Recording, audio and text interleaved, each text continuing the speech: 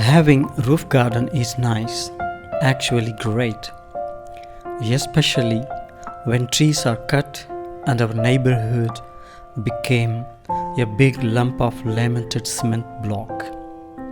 A collection of cement block that takes heat in daytime, delivers it back like a devil in the night. To escape from this heat of man-made madness, I developed a roof garden. A roof garden that provides in the evening, night, a layer of moist mist blanket.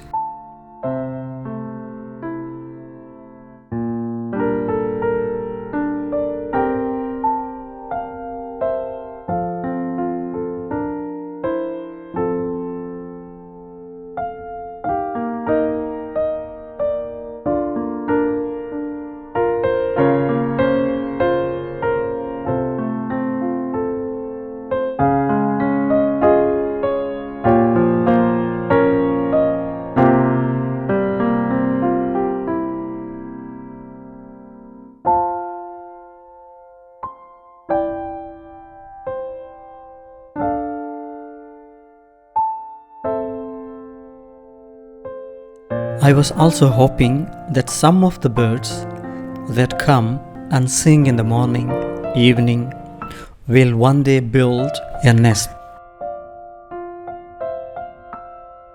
And the birds tried.